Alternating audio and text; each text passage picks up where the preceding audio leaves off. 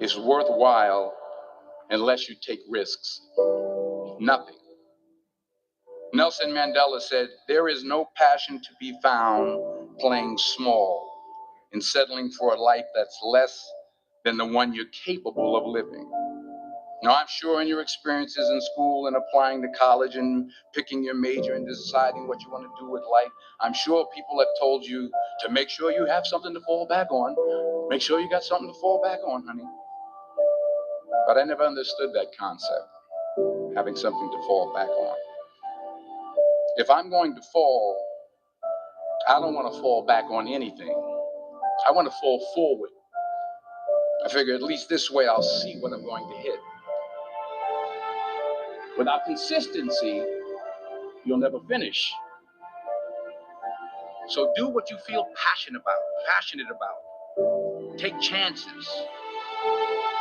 Don't be afraid to fail. There's an old IQ test was 9 dots, and you had to draw 5 lines with a pencil within these 9 dots without lifting the pencil. The only way to do it was to go outside the box. Don't be afraid to think outside the box. Don't be afraid to fail big, to dream big.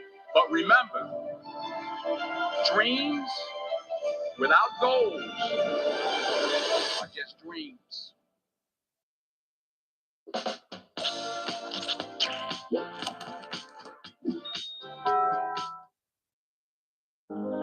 The Xfinity 5-year price guarantee. Another commercial! Reggie Jackson struck out 2,600 times in his career, the most in the history of baseball. But you don't hear about the strikeouts. People remember the home runs. Fall forward.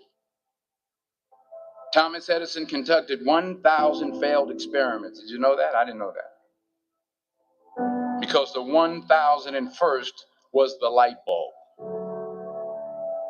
Fall forward. Every failed experiment is one step closer to success. You've got to take risks, and I'm sure you've probably heard that before, but I want to talk to you about why that's so important. You will fail at some point in your life. Accept it. You will lose. You will embarrass yourself. You will suck at something. There's no doubt about it. And I know that's probably not a traditional message for a graduation ceremony, but hey, I'm telling you, embrace it because it's inevitable.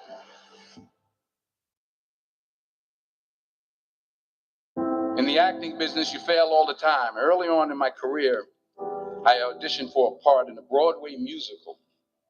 Perfect role for me, I thought, except for the fact that I can't sing. I didn't get the job. But here's the thing. I didn't quit. I didn't fall back. I walked out of there to prepare for the next audition, and the next audition, and the next audition. I prayed. I prayed. And I prayed. But I continued to fail, and fail, and fail. But it didn't matter because you know what?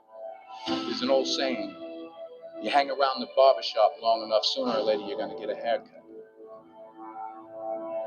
So you will catch a break, and I did catch a break. Last year, I did a play called Fences on Broadway. But here's the kicker. It was at the Court Theater. It was at the same theater that I failed that first audition 30 years prior. The point is, every graduate here today has the training and the talent to succeed. But do you have the guts to fail? If you don't fail, you're not even trying. I'll say it again. If you don't fail, you're not even trying. To get something you never had, you have to do something you never did. So imagine you're on your deathbed, and standing around your deathbed are the ghosts representing your unfulfilled potential. The ghost of the ideas you never acted on. The ghost of the talents you didn't use. And they're standing around your bed, angry, disappointed, and upset. They say, we came to you because you could have brought us to life, they say. And now we have to go to the grave together. So I ask you today, how many ghosts are going to be around your bed when your time comes?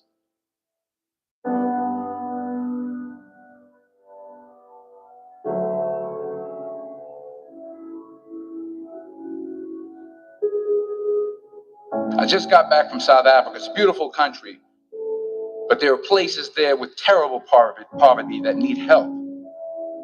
And Africa is just the tip of the iceberg. The Middle East needs your help. Japan needs your help. Alabama needs your help. Tennessee needs your help. Louisiana needs your help. Philadelphia needs your help. The world needs a lot, and we need it from you. We really do. We need it from you young people. I mean, I'm not speaking for the rest of us up here, but I know I'm getting a little grayer. We need it from you, the young people, because remember this. You got to get out there. You got to give it everything you got, whether it's your time, your talent, your prayers, or your treasures. What are you going to do with what you have? I'm not talking about how much you have. Some of you are business majors. Some of you are theologians, nurses, sociologists. Some of you have money. Some of you have patience. Some of you have kindness. Some of you have love. Some of you have the gift of long suffering. Whatever it is, whatever your gift is, what are you going to do with what you have? All right, now here's my last point about failure.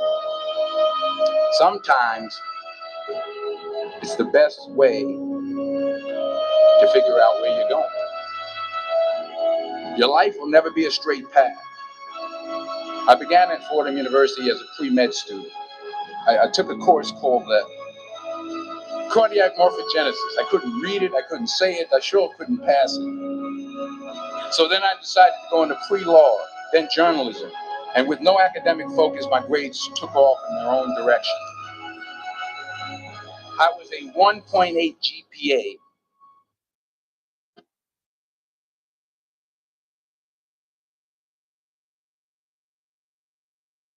Crispy, be better to take some time off. I was 20 years old. I was at my lowest point.